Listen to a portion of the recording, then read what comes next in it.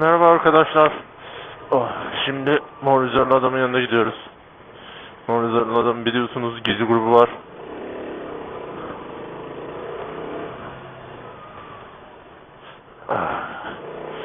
Hadi bakalım. Akşama da yağmur var falan diyor. İnşallah yağmura kalmadan güzel güzel gezeriz. Şu an Emirgan'da oturuyorlarmış.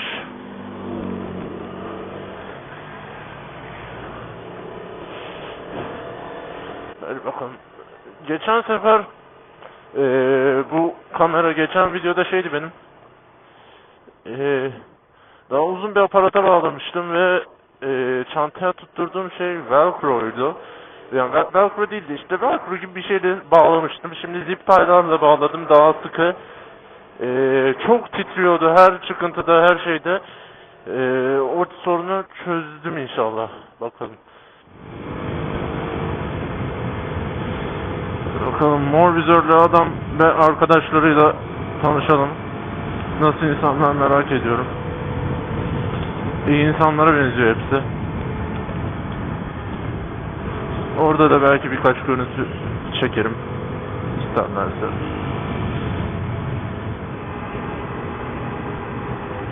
Bak bugün zincirimi taşımıyorum yanımda. Ne kadar rahat bir şeymiş ya. Bir gün çantasız bineceğim şu motora, var ya, sadece böyle gezmek için. Çantasız bineceğim. Çantasız gezeyim biraz. Nasıl oluyormuş merak ediyorum ya. Çok rahat oluyor. 500 kilo yük taşıyınca hoş olmuyor yani.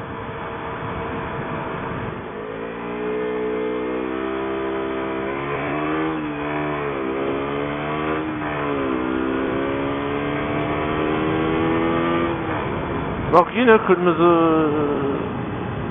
Hızlı mı geldik acaba? Yeşil dalga olayı var mı burada? Bu yeşil dalga diye bir olay var. Böyle belli bir hızda gidince ve sahil yolu gibi yerlerde yapıyorlar. Hep yeşil yanıyor. Yani sana hep yeşil yanıyor.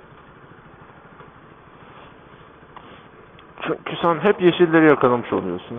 Acaba burada var mı öyle bir şey? Her yeri koysalar aslında trafiği bayağı azaltır bence o ya.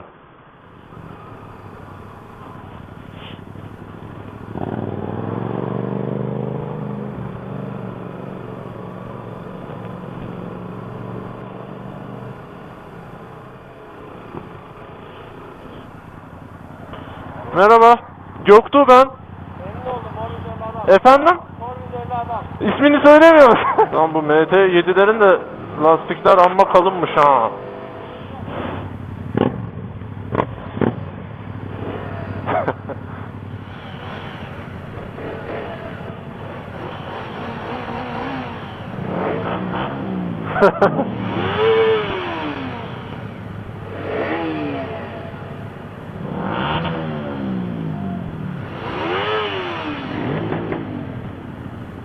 Royal Jordanian sanki. Evet arkadaşlar, Mor Vizörlü Adam'ın gezi grubundaki insanlar çok hepsi candan iyi insanlar. Takıldık, çay kahve içtik.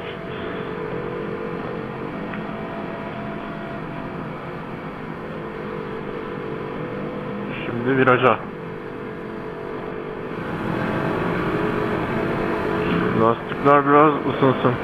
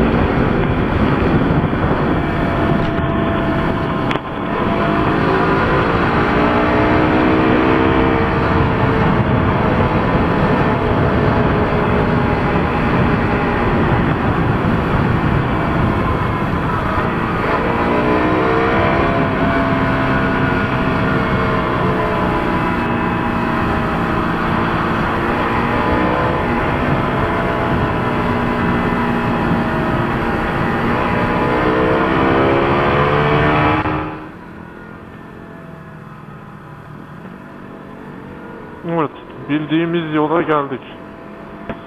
Şu benim kaydığım virajda inşallah kimseye bir şey olmaz.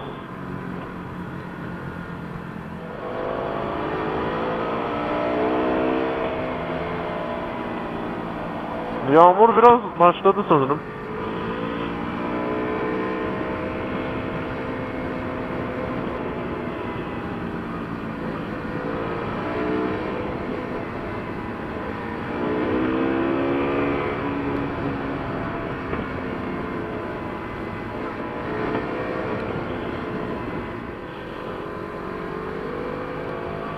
Evet, az kaldı. Şimdi bu kemerin oraya geldiğimiz için.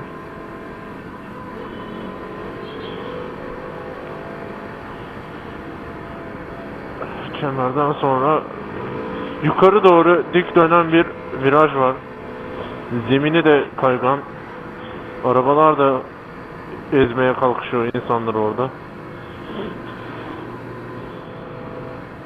Sanırım bu virajdı. Evet, yavaşladılar, o yüzden sıkıntı yok. Evet, bu viraj. Burası çok tehlikeli bak. Yani bu taraftan gelirken ben burada iki kere, yani birincisinde bilmeden kaygan olduğunu kaydım. İkincisinde bile bile yine arkayı şey yaptım. Böyle buraya gelecek arkadaşlar buraya bence dikkat et. Bu virajı özellikle. Neyse, kazasız belasız geçtik.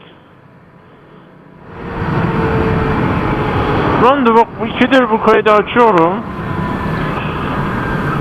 Hiçbir şey anlatmadan devam ediyorum. Neden böyle oldu ki? Şarjım da bitebilir. Neyse.